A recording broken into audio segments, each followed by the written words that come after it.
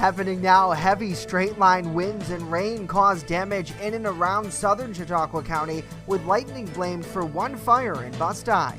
And Jamestown's Labor Day Festival returns with a big part of the party, fireworks. The cost, however, bringing up some concerns. Plus, work continues to bring new life to an icon of northern Chautauqua County industry. Live and on demand, this is WNY News Now. Thank you for joining us for WNY News Now. I'm Justin Gould. Those stories and more are coming up, but first, heavy straight-line winds and rain brought down several trees and power lines throughout southern Chautauqua County yesterday. Joining us now with a look at the damage is Chief Forecaster Dakota Hunter. And Dakota, I hear we have another round of severe storms possible today, this time localized flooding.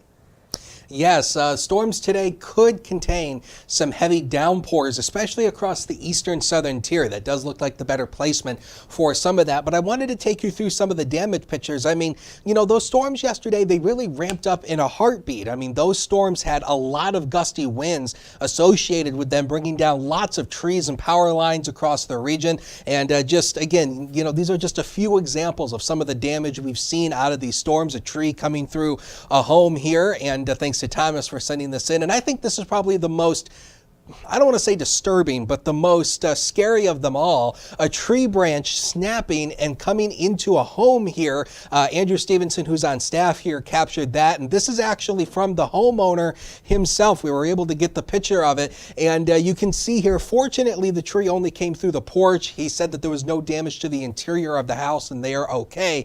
But those storms yesterday really meant damage. In fact, here's all the storm reports that were reported. All the ones you see there with the little house is wind damage. There's that lightning report Justin talked about at the top, and he'll have more on that in just a second. But there's the flooding outlook. You can see that marginal risk for flash flooding further off to the east, but I wouldn't necessarily go by that. Storms across the western southern tier still could have some heavy downpours. 71 to 78 today, occasional showers and thunderstorms. We'll talk about how much rain we're going to pick up with Future Scan later on in the show, Justin. All right, we'll see you back in a bit. Thank you, Dakota.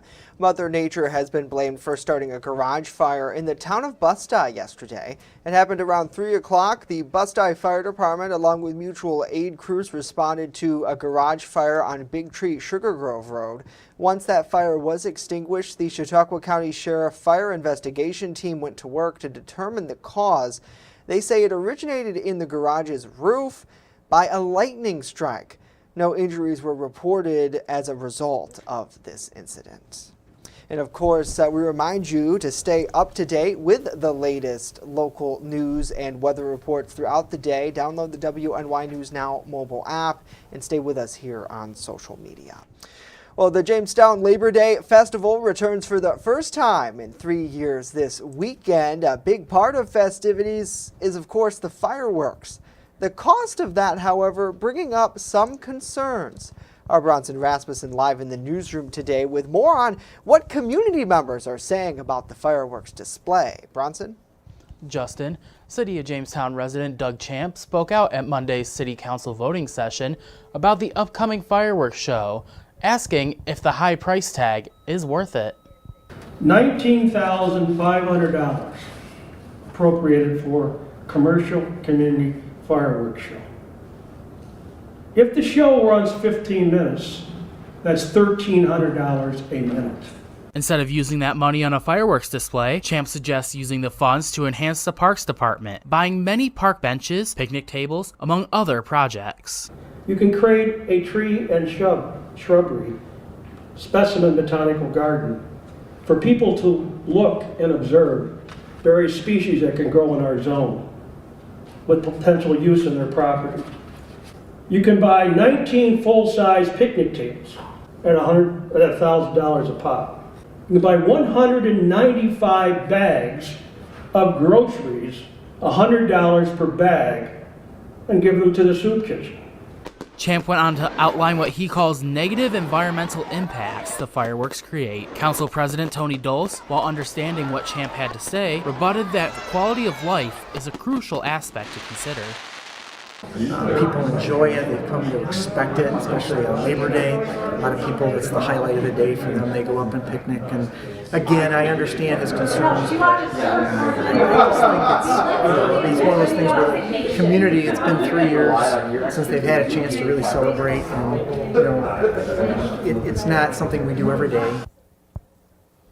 In the end, the City Council did approve the fireworks purchase for this year's display, which will be held this Sunday, beginning at dusk at Bergman Park in the city of Jamestown.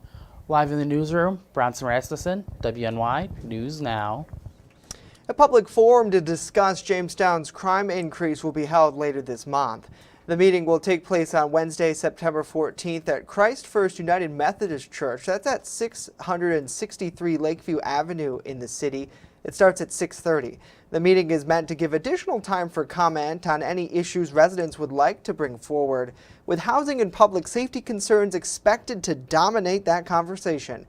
Council President Tony Doles announced the meeting during a press conference following a deadly shooting back in mid-August. The details released of the timing just yesterday. The structure of this, again, is a public forum. I've asked, obviously, the chief of police to be there to talk about some of the safety issues and go over some of the things that are being done within this department to deal with the recent situations. Also, I've asked the Director of Development to be there to talk about some housing and neighborhood issues and initiatives. So they'll give brief presentations and then open it up to the public. Now that forum is open to all in the community who wish to attend. We do plan to attend and provide coverage of the discussion. An update on a story we brought you here yesterday. A high school referee pay dispute now coming to an end after sports officials in Western New York reached a 5-year agreement with Section 6 athletics. This agreement was hashed out Monday during a meeting between both the New York State Public High School Athletic Association and Section 6 athletics.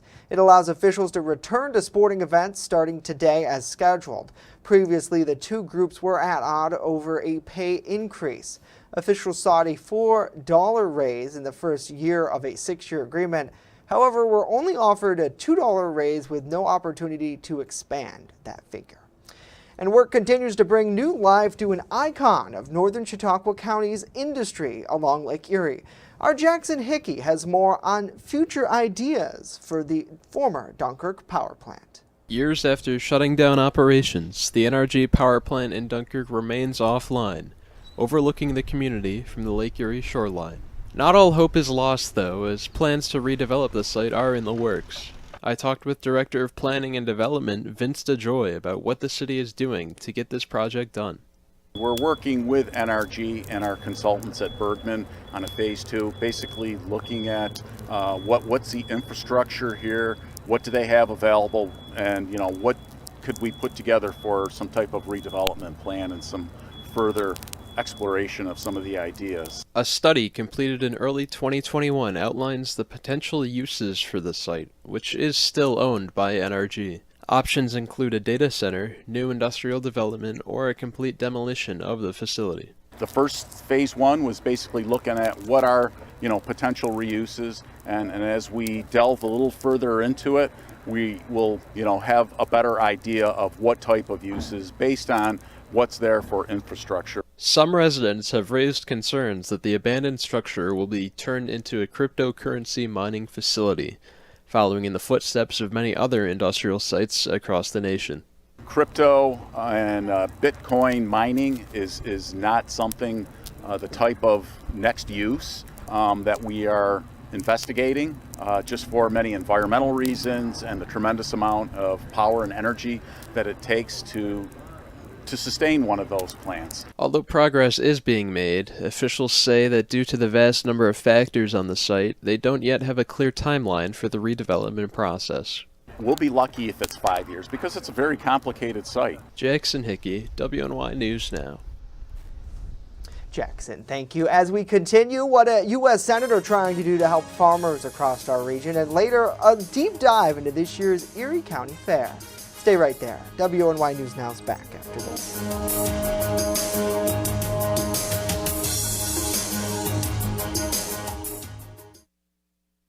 You're watching WNY News Now, your source for breaking news.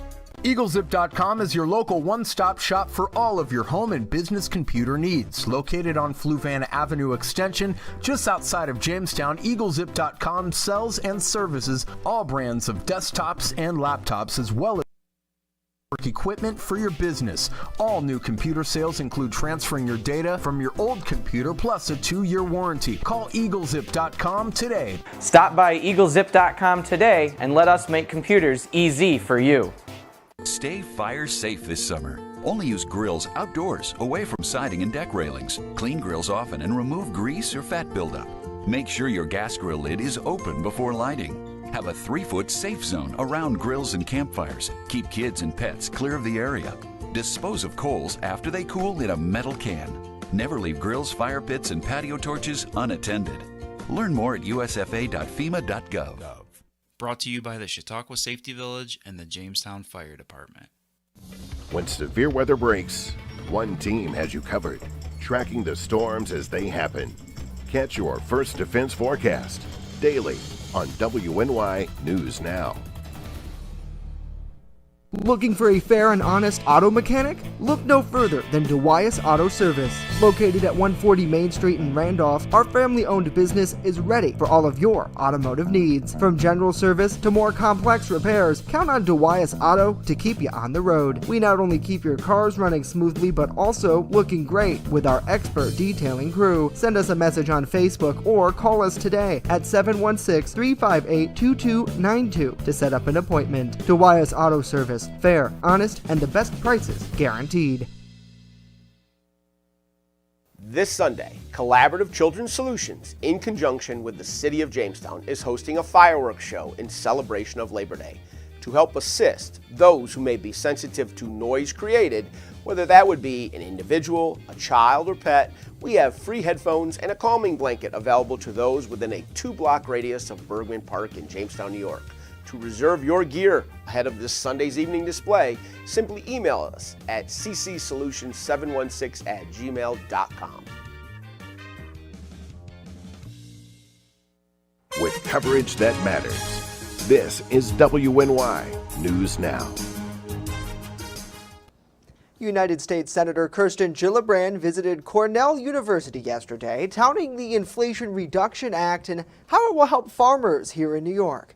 As WENY's Connor Thompson reports, Senator Gillibrand touted Cornell's Gillibrand Bioclimate Laboratories and talked with leaders at the greenhouse to see how that school is doing and what they're working on. The Inflation Reduction Act is a wide-ranging bill that provides funding to multiple different goals, including combating climate change. Senator Gillibrand says one of the ways the bill aims to curb the changing climate is by giving farmers the necessary funds needed to take a more environmentally friendly approach.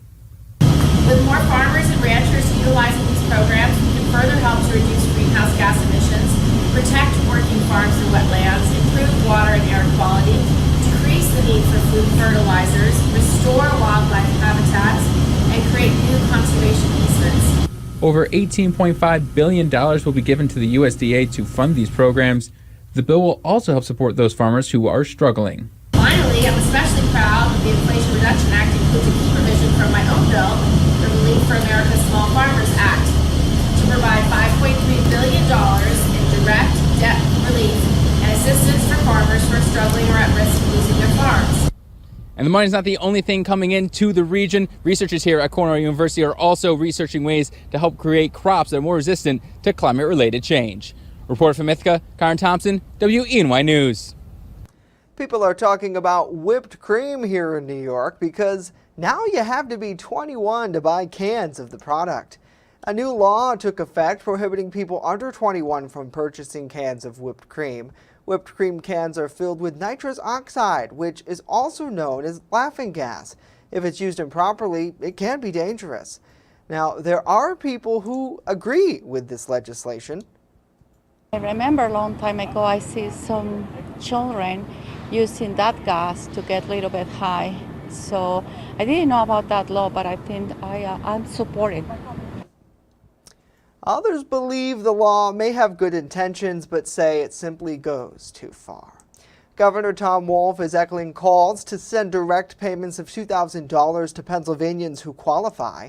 The $500 million program would provide up to $2,000 for cash payments of Pennsylvanians making under $80,000 a year.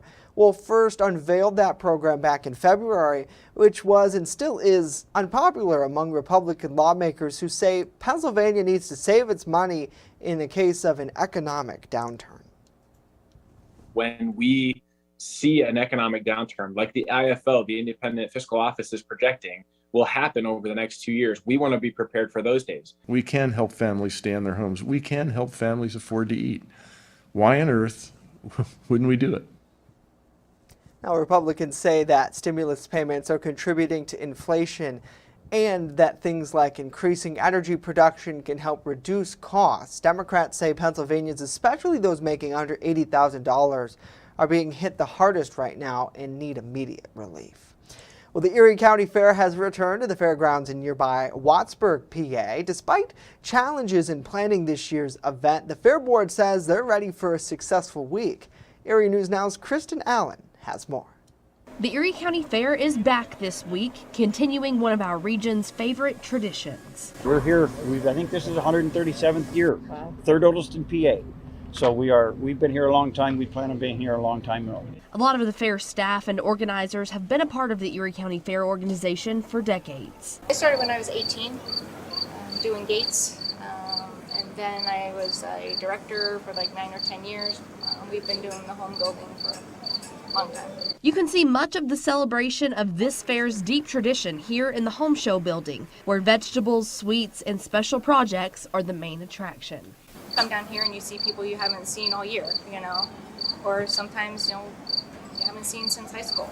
In addition to celebrating friends and family, county fairs are all about animals. They're what keeps some coming back. First showed an animal when I was 9 years old. I started in 4-H, and today I'm 24, so it's been a long time. Lydia Samansky is showing her 2 calves, Tuesday and Bertha. She says farming is in her blood, but showing animals at the fair helped to solidify her continuing farming career and helps the public to appreciate our local farmers. We want to show that farmers work very hard, and they really deserve to be shown respect. And Dopey here is one of about 25 dairy cows entered in the Erie County Fair this year. Organizers tell me that's really what the fair comes down to, is celebrating agriculture. And we really appreciate them coming out and learning what the fair is all about, agriculture and family. Kristen Allen, Erie News Now. Looks like a lot of fun there. The Erie County Fair continues all week long at the fairgrounds there in Wattsburg. Gates open today at 9. Well, coming up, we look at a recent congressional hearing on skyrocketing rental prices. And later, we explain a unique pairing, butterflies and brews. But first, a full look at our weather forecast.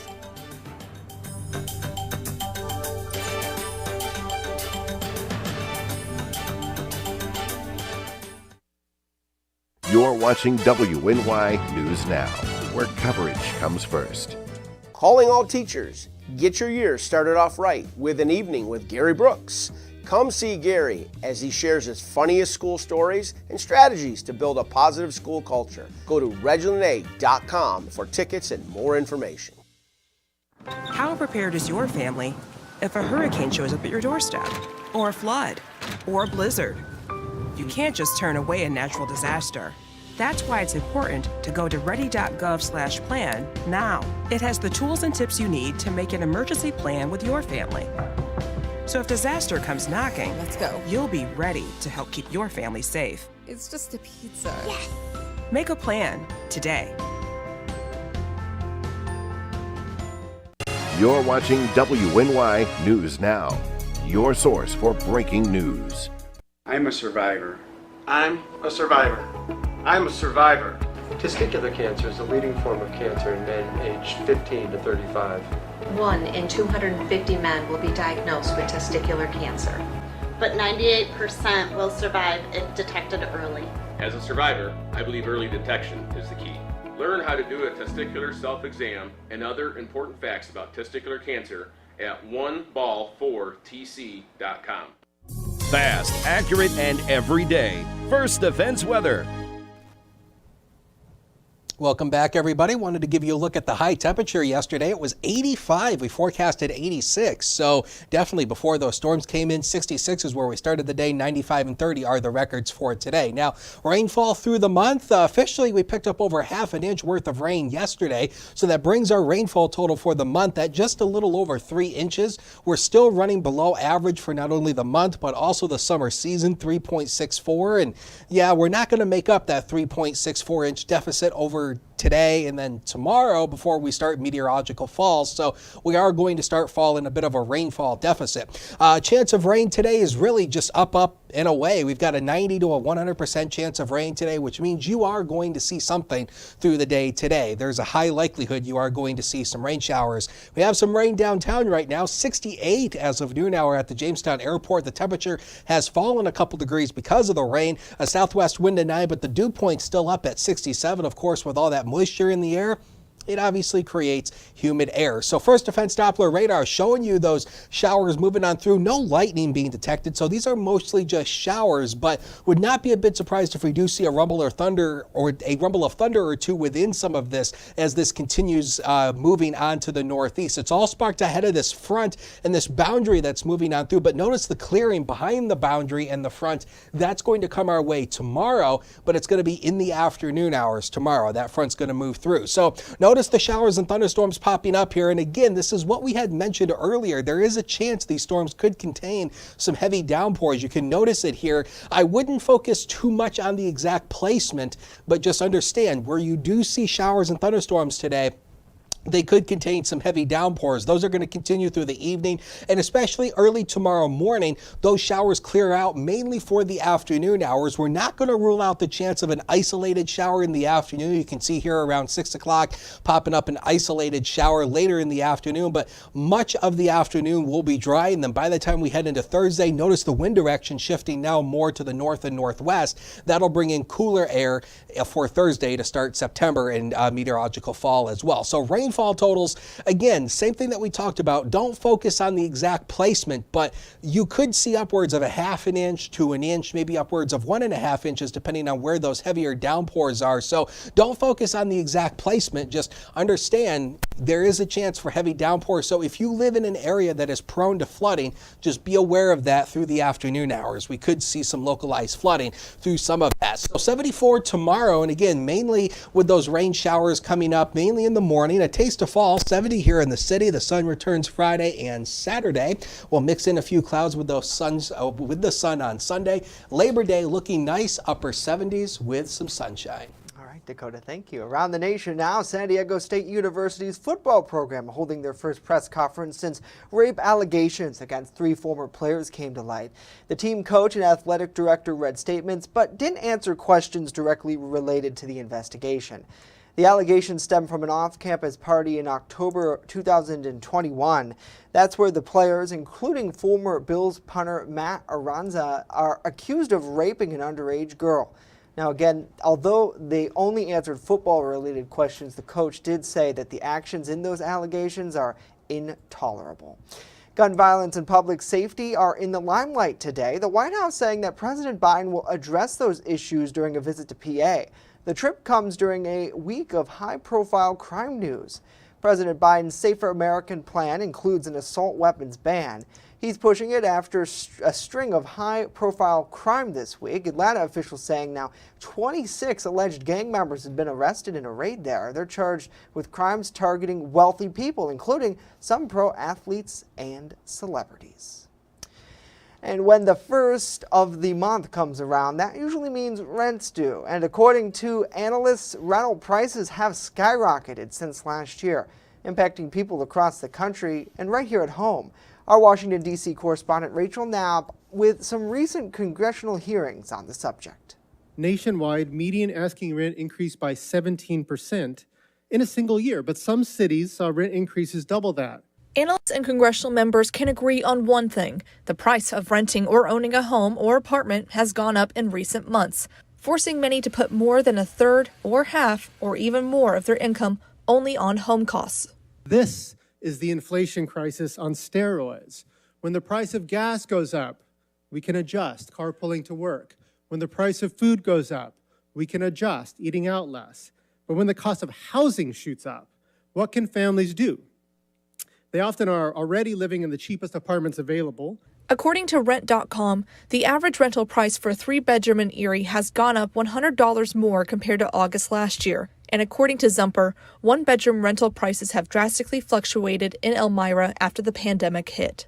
Analysts say the economy, high mortgage rates, and costs of other expenses could be factors as to why prices have gone up. Paychecks are not keeping up with rising prices. But congressional members have some different ideas on how to address this issue. We should scale back the role of government and increase the role of private capital.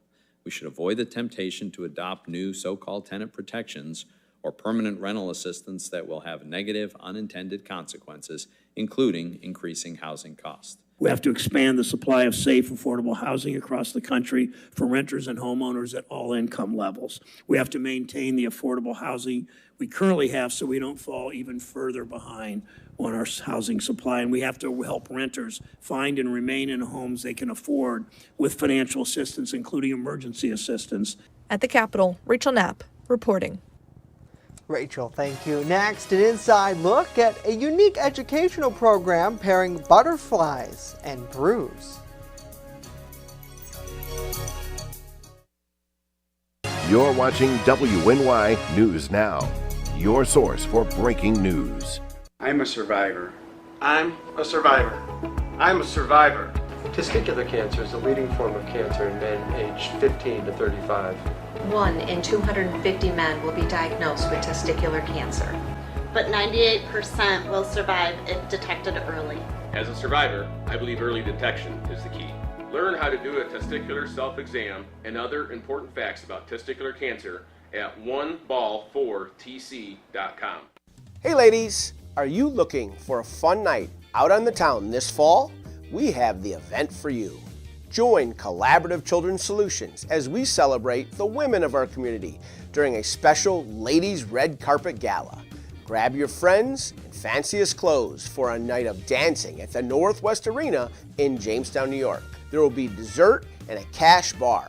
All proceeds directly benefit Collaborative Children's Solutions. Learn more at ccsolutions716.com. Catch your First Defense forecast daily on WNY News Now. A Jamestown Area Nature Center continued a unique educational program this month, pairing butterflies and brews. Now, all jokes aside, wildlife experts at the Audubon Nature Center say it's important to keep monarch butterflies species healthy because they're now on the endangered species list. Our Alyssa Wright has the story. While the insect is preparing to head south for the winter, there are still many things we can do to help the species thrive locally. Even though the insect weighs less than a paperclip, it embarks on a powerful journey throughout its life. Those at the Butterflies and Brews got the chance to see the creatures up close. The butterflies that fly down to Mexico, that migrate to Mexico this time of year all the way through maybe early October, they'll overwinter in Mexico, and if they make it through the winter in about late February, March, they'll start to migrate back up. But as soon as they encounter milkweed that's starting to grow, they'll stop probably around southern Texas, and they'll mate and they'll lay their eggs on milkweed, and then those butterflies will die. So it might take about 3 generations to come back up to this area. Unfortunately, the monarch butterfly has seen a major decline in population over the years. So butterfly populations have dropped drastically. In the past 2 decades, they've dropped about 90%. They've yet to be put on an endangered species list in the United States, but that doesn't mean that there still aren't things that we can do. There are a few things anyone can do to help the butterfly population grow. The biggest thing is to leave or plant milkweed for the caterpillars, but also all these flowers behind me are great food for the adult butterflies. And so then when they reach that adult stage and they start that journey down to Mexico, the adults need to eat too. A myth surrounding the monarch is that their wings are too fragile to be handled. While that is true for some butterflies, it does not apply to monarchs. If you do touch them, you should always touch them with their wings closed and keep your fingers firm, but don't squeeze. On the butterfly, if you did have to move it, don't move your fingers back and forth. Monarchs are amazing. They go through this amazing life cycle. They have this incredible migration journey for something that looks so delicate. Alyssa Wright, WNY News Now. Wow, Alyssa, thank you so much for sharing that incredible story. That's it for us today. News 24/7 at WNYNewsNow.com. Have a great day. Stay dry out there.